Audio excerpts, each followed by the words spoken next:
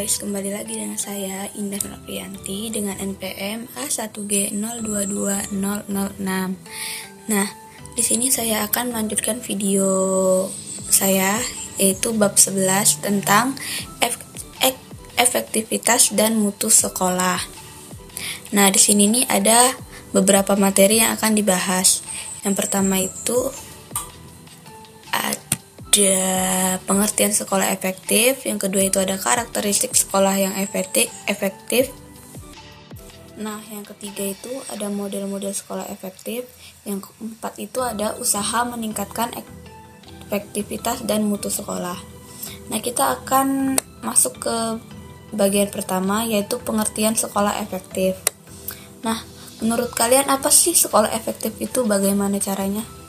Nah, di sini nih sekolah efektif itu adalah sekolah yang mengorganisasikan dan memanfaatkan semua sumber daya yang dimiliki oleh sekolah untuk menjamin semua siswa tanpa memandang rasa, jenis kelamin maupun status sosial ekonomi bisa mempelajari kurikulum yang esensial di sekolah.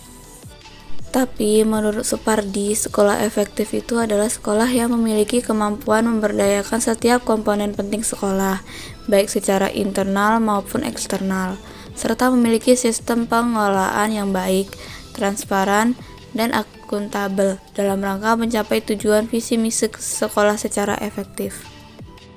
Dari beberapa pendapat ahli, dapat disimpulkan bahwa sekolah efektif itu adalah sekolah yang mampu mencapai target-target yang telah ditetapkan sebelumnya, visi, misi, dan tujuannya, dengan memanfaatkan dan mengoptimalkan sumber daya yang ada di dalam sekolah, serta memiliki iklim sekolah yang mendukung kegiatan pembelajaran dan output yang dihasilkan oleh sekolah dapat bermanfaat bagi lingkungannya. Nah, kita masuk ke bagian B nih teman-teman, yaitu karakteristik sekolah yang efektif. Kira-kira apa saja ya karakter dari sekolah yang efektif itu? Nah, di sini menurut Mortimer, sekolah efektif itu dicirikan menjadi 12 ciri nih teman-teman. Yang pertama itu ada sekolah memiliki visi dan misi yang jelas dan dijalankan dengan konsisten. Yang kedua itu lingkungan sekolah yang baik dan adanya disiplin serta keteraturan di kalangan pelajaran dan staf. Yang ketiga itu kepemimpinan kepala sekolah yang kuat. Yang keempat itu penghargaan bagi guru dan staf serta siswa yang berprestasi. Yang kelima itu pendelegasian wewenang yang jelas. Yang keenam itu dukungan masyarakat sekitar. Yang ketujuh itu sekolah mempunyai rancangan program yang jelas. Yang kedelapan itu sekolah mempunyai fokus sistemnya tersendiri. Yang kesembilan itu ada pelajar diberi tanggung jawab.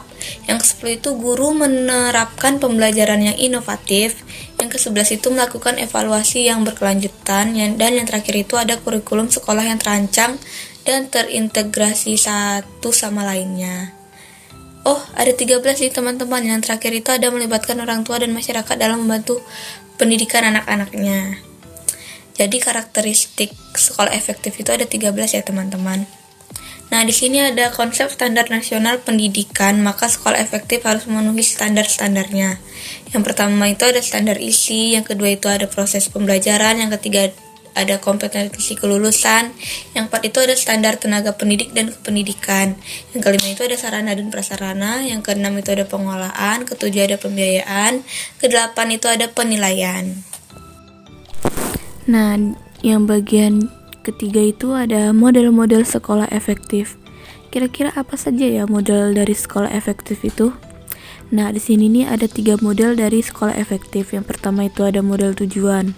Model ini berangkat dari persepsi bahwa sekolah adalah sebuah organisasi.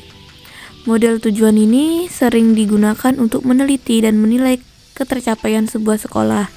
Sebuah sekolah diklasifikasikan sebagai sekolah efektif apabila ketercapaian setiap kegiatan yang mencapai atau melebihi daripada tujuan yang telah ditetapkan.